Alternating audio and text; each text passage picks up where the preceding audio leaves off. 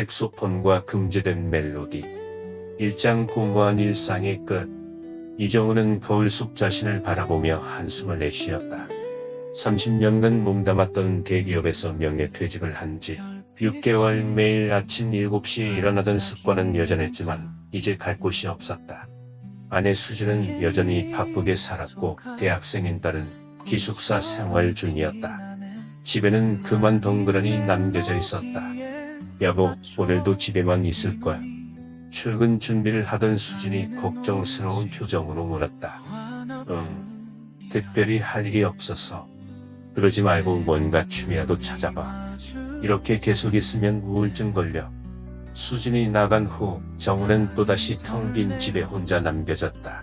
TV를 틀어봐도 재미없고 책을 읽으려고 해도 집중이 안 됐다. 과거 입문 시절에 바쁜 일상이 그리웠다. 그때는 매 순간이 중요한 결정의 연속이었는데 이제는 하루 종일 아무것도 하지 않아도 세상이 돌아갔다. 점심을 대충 먹고 근처를 산책하던 중 문화센터 게시판이 눈에 띄었다. 색소폰 초급반 수강생 모집이라는 문구가 보였다. 색소폰. 젊었을 때 재즈를 좋아했던 기억이 났다. 뭐라도 해보자. 정우는 용기를 내어 문화센터로 들어갔다. 2장 운명적 만남. 첫 수업날 정우는 긴장한 채로 강의실 문을 열었다. 이미 몇 명이 와 있었는데 대부분 자신과 비슷한 연배였다. 그런데 한 구석에 앉은 여성이 유독 눈에 띄었다. 김소영. 검은 머리를 단정하게 뒤로 넘긴 그녀는 우아하면서도 어딘가 슬픈 기운이 감돌았다. 색소폰을 능숙하게 조립하는 모습을 보니 초보자는 아닌 것 같았다. 안녕하세요. 저는 박 선생님입니다. 젊은 강사가 들어왔다. 오늘 첫 시간이니까 서로 자기소개부터 해볼까요? 한 명씩 돌아가며 자기소개를 했다. 대부분 퇴직 후 시간이 생겨서 시작한다는 사람들이었다. 소영의 차례가 왔다. 안녕하세요. 김소영입니다. 저는 남편을 잃고 혼자 살게 된 지 2년 정도 됐어요. 예전에 조금 배웠던 적이 있어서 다시 시작해보려고요. 목소리는 차분했지만 어딘가 떨리는 듯했다. 정우는 괜히 마음이 아팠다. 저는 이정우입니다. 회사를 그만두고 새로운 취미를 찾고 있어서 왔습니다. 수업이 시작됐다. 정우는 완전 초보라 색소폰 잡는 법부터 배워야 했다. 반면 소영은 이미 기본기가 있어서 멋진 멜로디를 연주했다. 그녀가 연주하는 썸머타임을 들으며 정우는 묘한 감정에 빠져들었다. 수업이 끝난 후 정우는 용기를 내어 소영에게 다가갔다. 정말 잘 연주하시네요. 어디서 배우셨어요? 고맙습니다. 젊었을 때 잠깐 배웠던 거예요. 하지만 결혼하고 나서는 손을 놓고 있었죠. 저도 재즈를 좋아해서. 혹시 커피라도 한잔 하실까요? 소영이 잠시 망설이더니 고개를 끄덕였다. 3장 마음의 문이 열리다. 카페에 앉아 이야기를 나누면서 두 사람은 서로에 대해 알게 되었다. 소영은 남편이 갑작스런 심장마비로 세상을 떠난 후 혼자 살고 있었다. 자식은 없었다. 처음에는 정말 힘들었어요. 뭘 해야 할지, 어떻게 살아야 할지. 소영의 눈에 눈물이 맺혔다. 많이 외로우시겠어요. 외로움이 제일 힘들어요. 특히 밤에는. 혼자 있으면 이상한 생각들이 많이 들어요. 정우도 비슷한 감정을 느끼고 있었다. 아내와 딸이 있지만 퇴직 후 느끼는 공허감과 무력감은 다른 종류의 외로움이었다. 저도 요즘 많이 무기력해요. 30년 직장 생활을 하다가 갑자기 할 일이 없어지니까. 남자분들이 퇴직하면 더 힘들다고 하던데 정말 그런가 봐요. 두 사람은 자연스럽게 서로의 상처를 이해하게 되었다. 같은 아픔은 아니지만 공허함이라는 공통점이 있었다. 다음 주에도 수업 후에 이렇게 차라도 마실까요? 정우가 조심스럽게 제안했다. 좋아요. 혼자 있는 시간이 너무 많아서. 그날 밤 정우는 오랜만에 설레는 마음으로 잠들었다. 아내에게는 색소폰 수업이 재미있다고만 말했다. 4장 금지된 감정.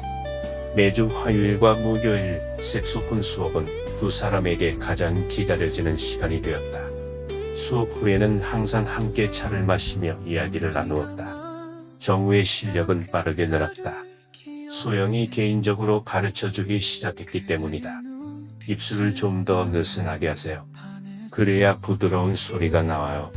소영이 정우 옆에 바짝 다가서서 말했다. 그녀의 향기가 코끝에 스쳤다. 은은한 꽃향기와 함께 뭔가 여성스러운 냄새가 정우의 이성을 자극했다. 마음이 두근거리기 시작했다. 이렇게 하는 건가요? 정우가 연주를 시도했다. 훨씬 좋아졌어요. 감각이 있으시네요. 칭찬을 받으니 기분이 좋았다. 오랫동안 누군가에게 인정받지 못했던 그에게 소영의 칭찬은 큰 힘이 되었다. 어느 날 소영이 특별한 제안을 했다. 제가 집에 피아노가 있어요. 혹시 시간 되시면 와서 함께 연습해볼까요? 피아노 반주에 맞춰서 연주하면 더 재미있거든요. 정우의 심장이 쿵쾅거렸다. 그녀의 집에 간다는 것. 뭔가 선을 넘는 느낌이었지만 거부할 수 없었다.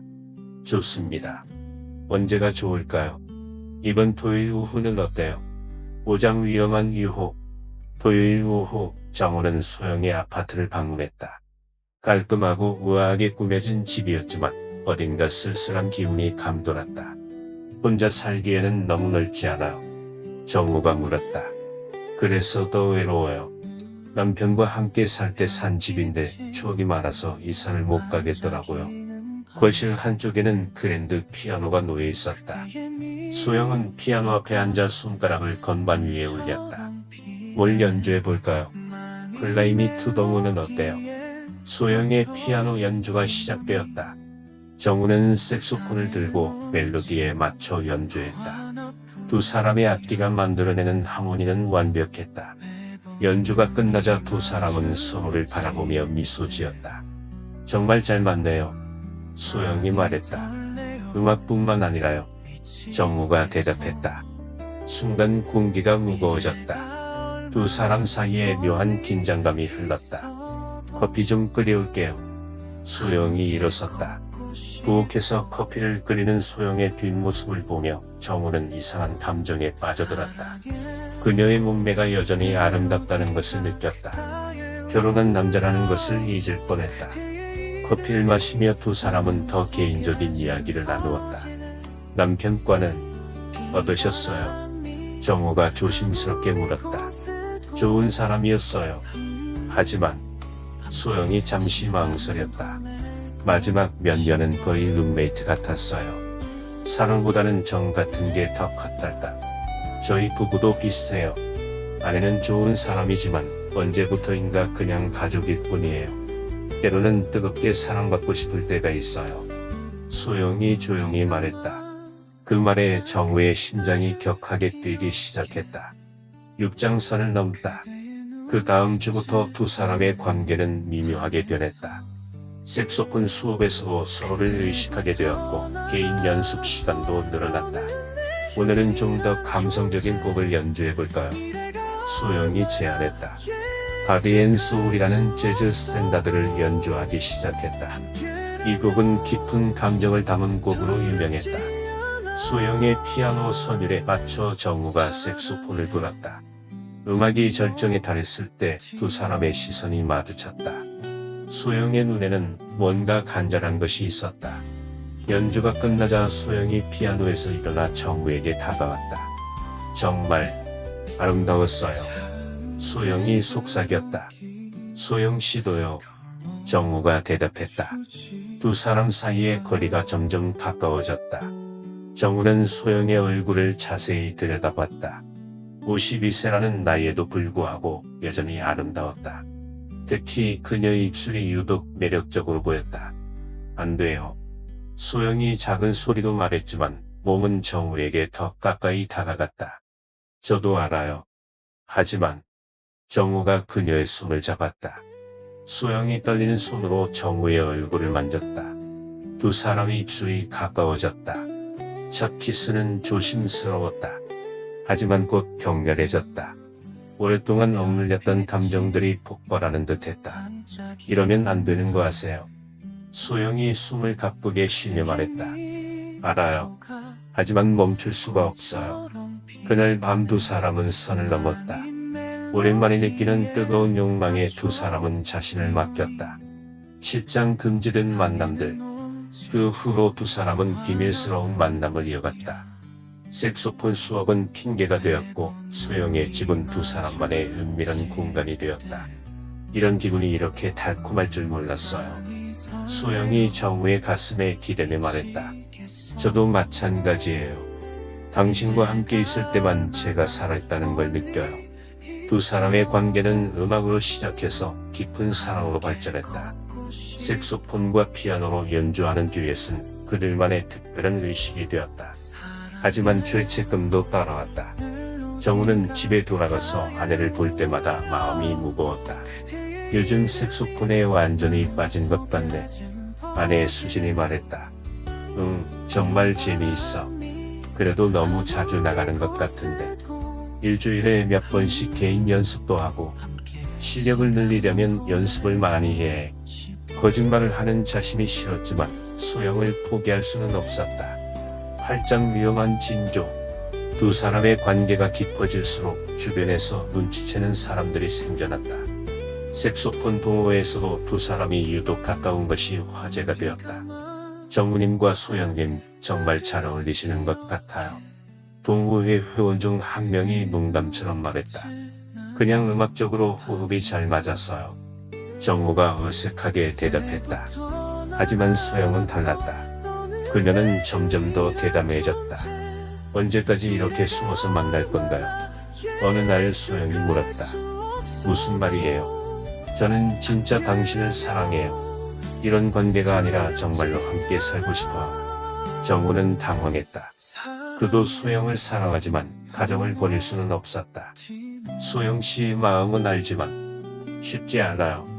그럼 언제까지 이런 식으로 만날 건가요? 저는 이제 숨기는 게 지쳐요. 두 사람 사이에 처음으로 갈등이 생겼다. 구장발각. 결국 최악의 상황이 벌어졌다. 정우가 소영의 집에서 나오는 모습을 아내의 친구가 목격한 것이다. 여보, 우리 얘기 좀 해야겠어. 그날 저녁 수진이 심각한 표정으로 말했다. 정우의 가슴이 철렁했다. 혹시 다른 여자 있어? 무슨 말이야? 민정이가 봤어.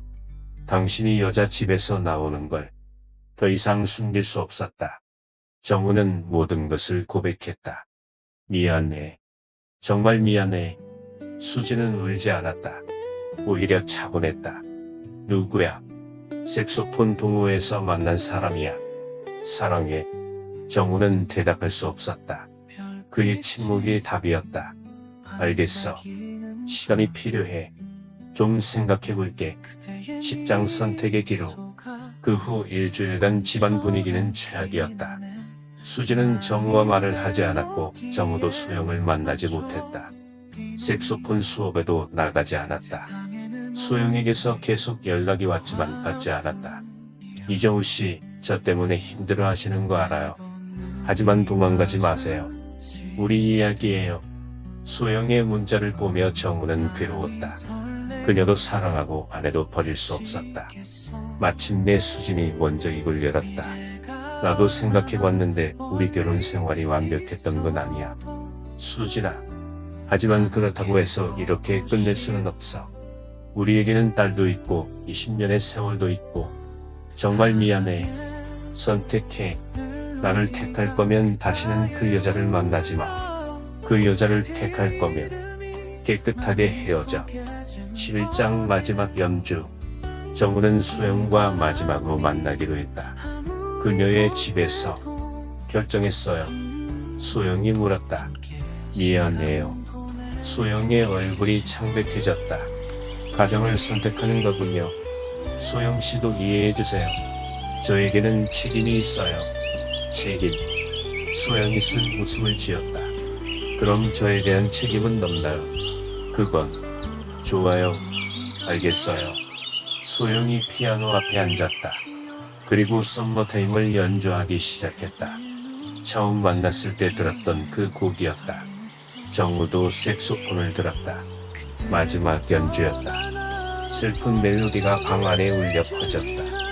두 사람 모두 눈물을 흘리며 연주했다. 곡이 끝나자 정우가 색소폰을 내려놨다. 안녕히 계세요. 안녕히 가세요. 정우는 돌아보지 않고 문을 나섰다. 12장 새로운 시작. 6개월 후 정우는 다른 동호회에서 색소폰을 계속 배우고 있었다. 아내와의 관계도 조금씩 회복되고 있었다. 하지만 소영에 대한 그리움은 사라지지 않았다. 색소폰을 불 때마다 그녀가 생각났다. 어느 날 길에서 우연히 소영을 마주쳤다. 안녕하세요. 소영이 먼저 인사했다. 안녕하세요. 어떻게 지내세요? 잘 지내고 있어요. 색소폰은 계속하세요. 네. 소영 씨는요? 저도 계속해요. 피아노와 함께. 두 사람은 서로를 바라보며 미소 지었다. 아픈 시간이었지만 후회는 없었다. 그럼 안녕히 계세요. 네, 건강하세요. 에필로그 남겨진 멜로디. 1년 후 정우는 색소폰 실력이 많이 늘어 있었다. 아내도 이제는 그의 연주를 즐겁게 들어주었다. 하지만 여전히 썸머타임만은 연주하지 않았다. 그 곡은 소영과의 추억 속에 고이 간직해두고 싶었다. 소영도 어디선가 피아노를 치고 있을 것이다. 그리고 가끔은 그들의 듀엣을 그리워할 것이다. 사랑은 끝났지만 음악은 영원했다. 그들이 함께 만들었던 아름다운 멜로디는 두 사람의 마음속에 영원히 남을 것이다. 색소폰과 피아노가 만들어낸 금지된 멜로디. 그것은 50대 중반의 두 사람이 만들어낸 가장 아름답고도 슬픈 사랑의 노래였다. 진정한 사랑은 소유가 아니라 기억 속에 남는 아름다운 멜로디다.